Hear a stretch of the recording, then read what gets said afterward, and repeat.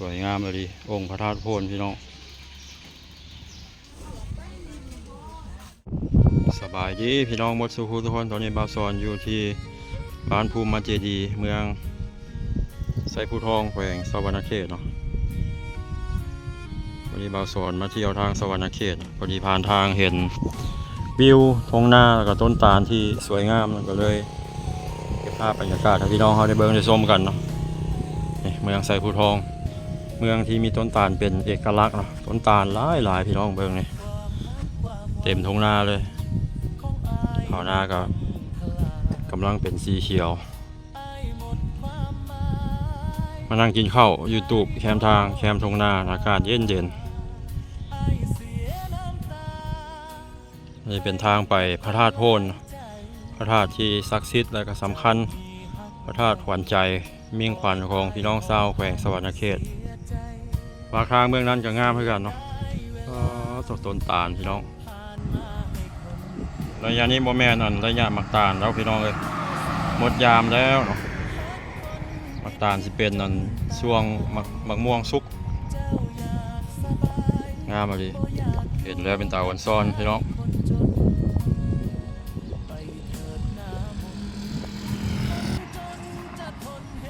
น้ำบ่ค่อยมีน้ำประปานใดเนาะฝนบ่ตกพี่น้องเลย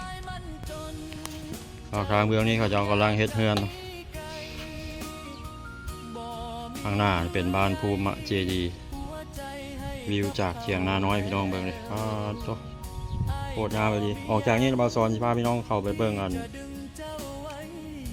พระธาตุโพนเนาะ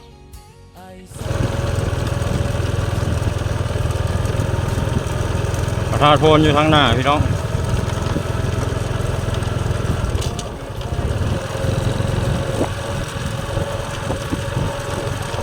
บ้านธาตุโพน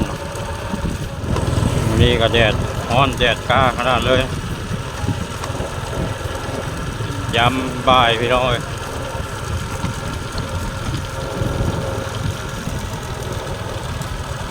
ชมนา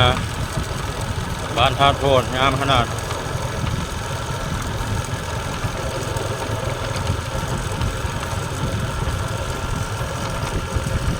ธาตุโพนก็เป็นพระธาตุที่สำคัญทุกๆเดือน3 เพลงในข้าเจ้าจะมีการจัดงานบุญนมัสการพระธาตุขึ้น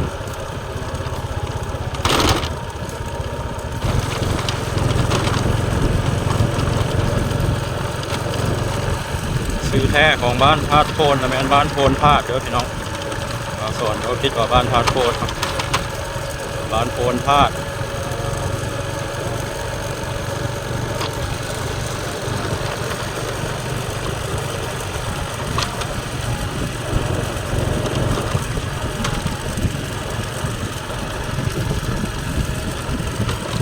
วิวงามนะพี่น้องบ้านโพนธาตุนี่กันมีต้นตาลระยะนี้พี่น้องเขากำลังดำหน้าเนาะปลูกบ่ดำเจ้าก็เฮ็ดหน้าว่านหน้าพายออกแล้วแต่ความสะดวกของครอบครัวไผ่ลาวเนาะ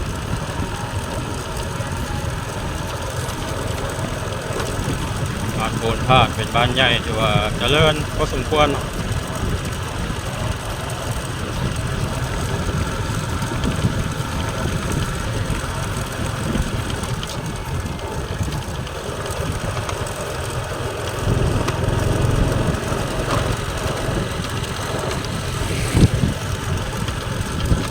สารบ้านซองก็ถือว่าหนาแน่น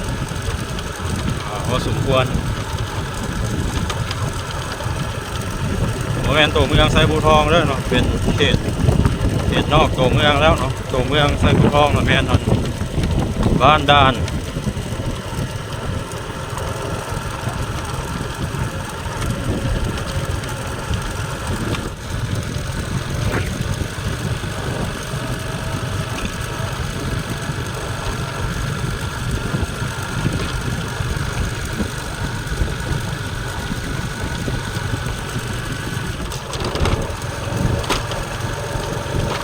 เป็นซิมใหม่อยู่ที่วัดพระธาตุโพนเนาะวันนี้เป็นบอนจอดรถพี่น้องข้างหน้าก็มีร้านอาหารร้านขายเสื้อผ้ามีร้านกาแฟแล้วเด้อเนาะพระธาตุโพนก็เปิดใหม่ๆตามเบิ่งนะ สิมหรือว่าอุโบสถเพิ่นเฮ็ดงามเว้ย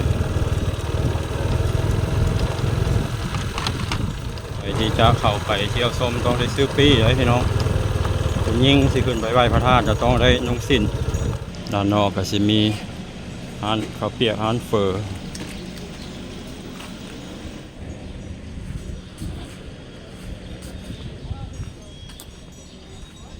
บรรยากาศอยู่ข้างในวัดพระธาตุสีโคตรพระธาตุโพนเนาะขออภัย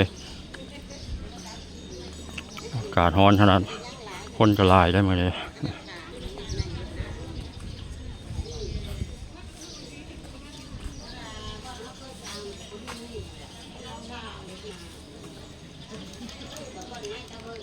คนหลายเลยพี่น้องขนาดโมงวันเสาร์วันอาทิตย์นะ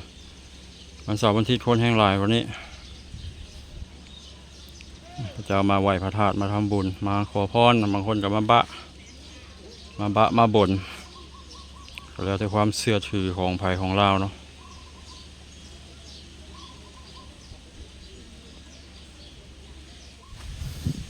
ทางด้านลุมก็จะมีพระพุทธรูป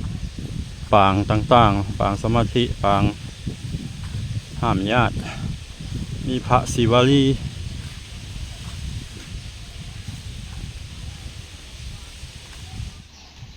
สวยงามเลยองค์พระธาตุโพนพี่น้อง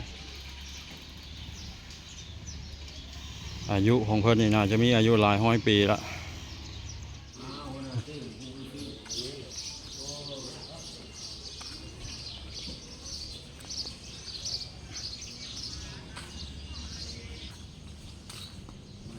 อยู่ทางด้านนี้ก็สิมีหนองปลาใหญ่ปลาหลาย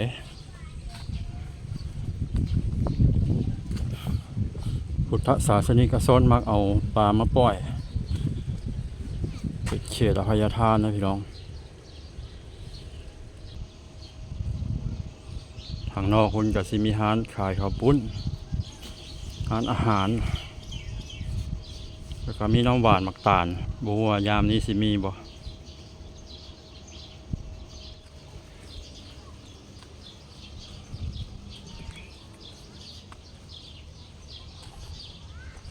ในหนองก็จะมีปลาดุกปลานิ่นหลายชนิดผสมกัน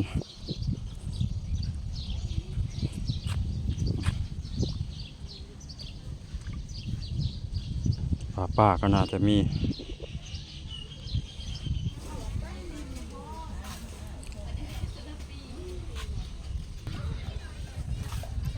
ประทามแน่น้ำหวานมักตาเนี่ยยังมีบ่อยถ้วยเท่าไร25ขอบคุณเด้40โดยตามเบิ่ง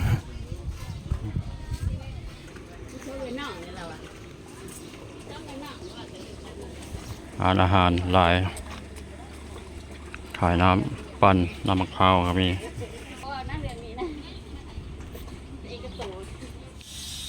ซิมหรือว่าอุโบสถหลังไม้เนาะ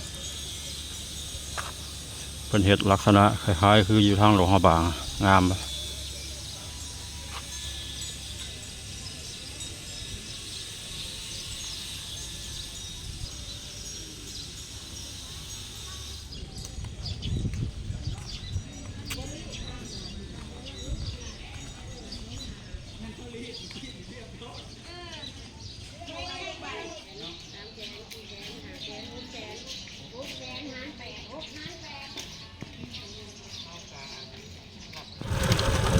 วางที่นี่ก็เป็นคลิปภาพบรรยากาศอยู่ที่วัดพระธาตุโพนเมืองไซภูทองแขวงสวรรณเขตเป็นพระธาตุคู่บ้านคู่เมืองของชาวแขวงสวรรณเขตอีกพระธาตุหนึ่งนอกจากกันพระธาตุอีกครั้งก็มีพระธาตุโพนนี่แหละนอกจากนั้นก็ยังมีพระธาตุน้อย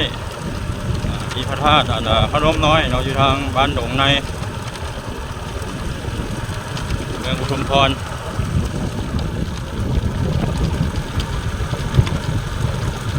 ซึ่งมีประวัติเกี่ยวข้องกับพระธาตุพนม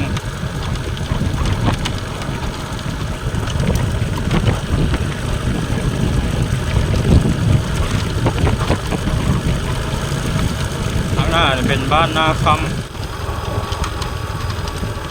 ล้สิฮอดทางใหญ่ทางเลขที่13ไทยแล้วพี่น้องทางเส้นนี้ก็จะเอาลงยางใหม่พักพี่น้องเลยเพราะว่าผมมีคุมผมมีบ่อเนาะเรียบพักขนาดแต่ว่ากับบุคอยมีรถเที่ยวเพราะปานใด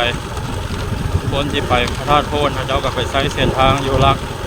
35เดี๋ยวผมมาเส้นทางนี่เนาะ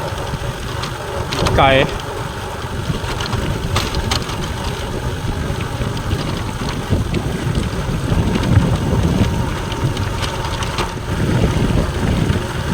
ถึงทางใหญ่แล้วพี่น้องทางเลขที่13ไปซื้อพักขนาดกว่านี้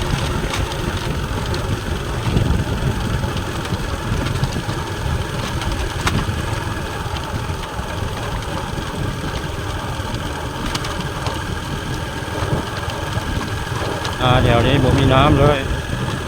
แห้งแล้งพักขนาด